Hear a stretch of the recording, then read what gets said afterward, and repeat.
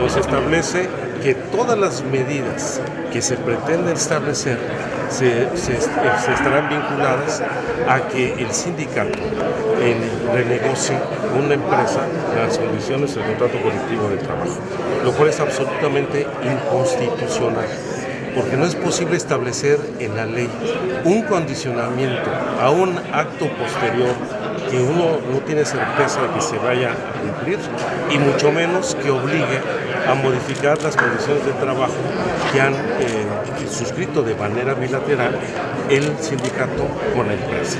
Más allá de la burocracia y la corrupción del sindicato, es una violación a los derechos de los trabajadores. Y la ley no puede obligar, porque lo que está estableciendo, no puede obligar a modificar un contrato de trabajo, porque la propia legislación laboral establece que eso compete estrictamente a la relación bilateral entre la empresa y el sindicato. Ahí hay un viso de inconstitucionalidad muy claro, y además no puede establecerse en la ley algo respecto a un tema que no ha sucedido, frente a un hecho que no ha sucedido. Parece que ni la Secretaría de Hacienda estaba muy de acuerdo en este.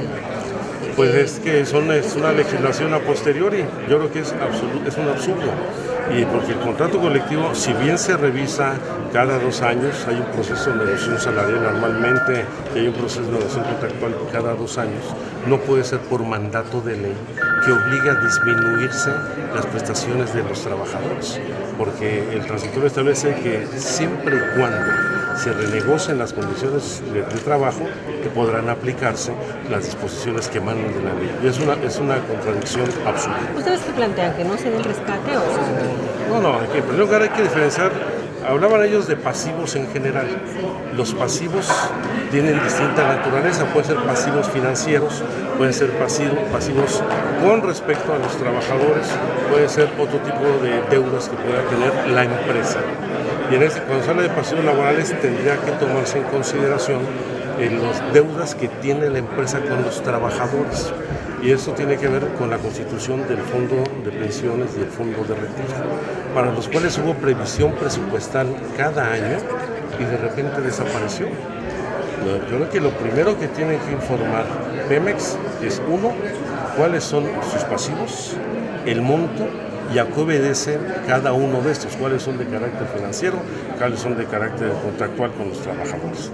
Luego, ¿por qué, a dónde fueron a parar esos recursos que anualmente se presupuestan como parte no solamente de los salarios, sino el cumplimiento de la obligación contractual de constituir el Fondo de Pensiones y Jubilaciones? Tienen que aclarar además a dónde fueron a parar las aportaciones que hace el sindicato o los trabajadores al Fondo de Pensiones. ¿Quién se quedó con esos recursos? Que no son recursos fiscales, son recursos de los trabajadores.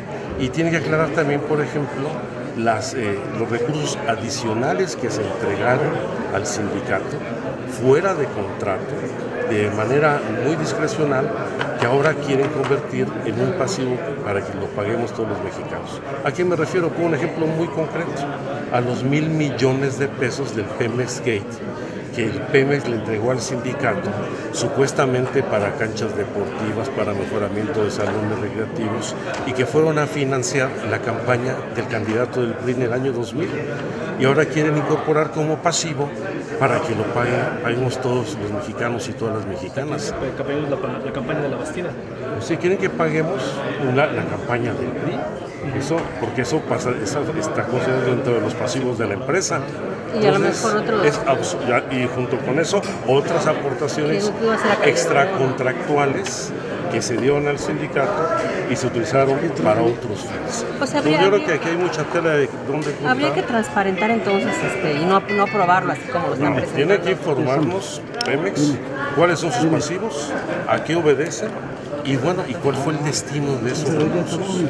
Y nos digan qué se quedó con los recursos de los trabajadores que están fuera del gasto fiscal, o sea, del presupuesto. Si PRI y PAN imponen su mayoría y lo avalan así, Pues yo creo que hay una aclaración de inconstitucionalidad, porque una ley no puede obligarse a modificar de entrada las condiciones del contrato colectivo de trabajo, Sería una ni ley, puede establecer disposiciones sobre actos que no se han consumado es decir, sería una ley que de origen está viciada Tiene muchos y que puede vicios. echarse abajo.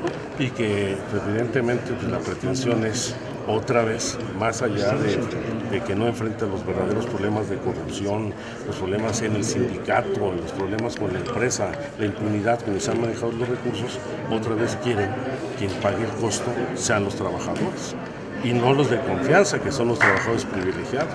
El salario promedio del trabajador de base es de 15,000 pesos quincenales, Decían que 26,000. pero menos impuestos. Entonces, son quincenales, 30 menos impuestos. ¿Sí? Entonces, pero hay que ver los salarios de los funcionarios, del personal de confianza. ¿Cómo creció todo el personal de confianza durante las gestiones de los panistas? Donde se reclasificó el tabulador y que son realmente los que vienen arrastrando muchos de los pasivos que hoy tiene Pemex.